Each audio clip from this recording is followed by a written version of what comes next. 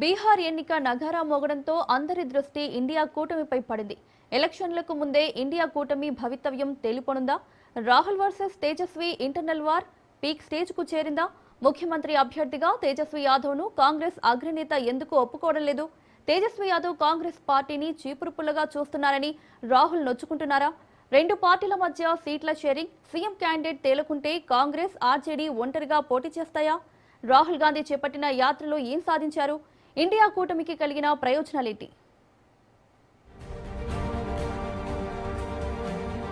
13 కోట్లకు పైగా జనాభాతో 243 స్థానాలున్న రాష్ట్రంలో ఈసారి కూడా రాజకీయాలు ఎప్పటిలాగే కుల సమీకరణాల చుట్టే తిరుగుతున్నాయి. రాబోయే బీహార్ అసెంబ్లీ ఎన్నికలు అన్ని పార్టీలకు కురుక్షేత్రంగా మారాయి.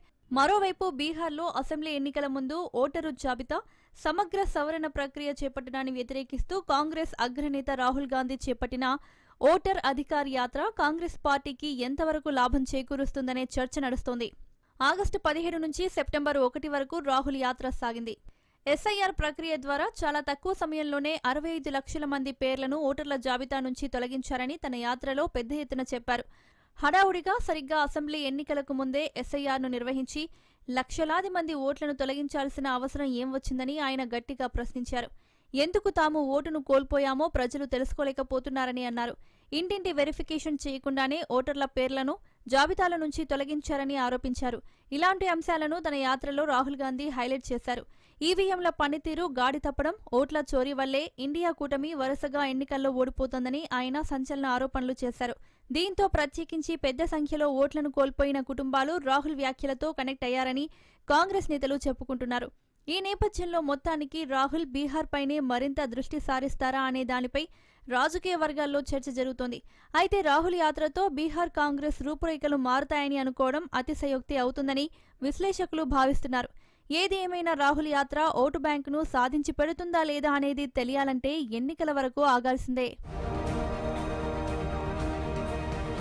మరోవైపు బీహార్లో కాంగ్రెస్ నేతృత్వంలోని మహాగఠ్ బంధన్ కూటమిలో గందరగోళం నెలకొంది.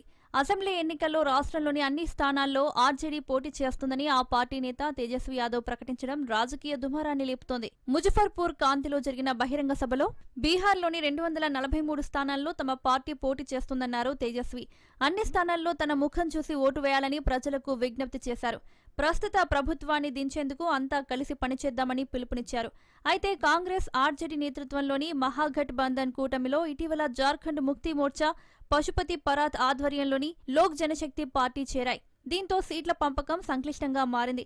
తమ పార్టీ బలం పుంజుకుందని రాష్ట్ర కాంగ్రెస్ భావిస్తున్న నేపథ్యంలో తాము అన్ని స్థానాల్లో పోటీ చేస్తామని తేజస్వి ప్రకటించడం కూటమిలో గందరగోళాన్ని సృష్టించింది.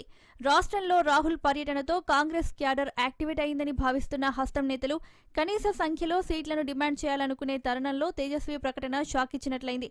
మరోవైపు స్థానికంగా ఉపాధి అవకాశాలు లేకపోవడంతో బీహార్ యువత దేశవ్యాప్తంగా పలు రాష్ట్రాల్లో వలస కూలీలుగా పనిచేస్తున్నారు. ఈ నేపథ్యంలో 10 లక్షల ఉద్యోగాలు కల్పిస్తామని తేజస్వి యాదవ్ ఇస్తున్న హామీలపై యువతలో చర్చ ప్రారంభమైంది. అదే సమయంలో ఇంత భారీగా ఉద్యోగాలు సాధ్యమేనా అనే సందేహాలు కూడా ఉన్నాయి.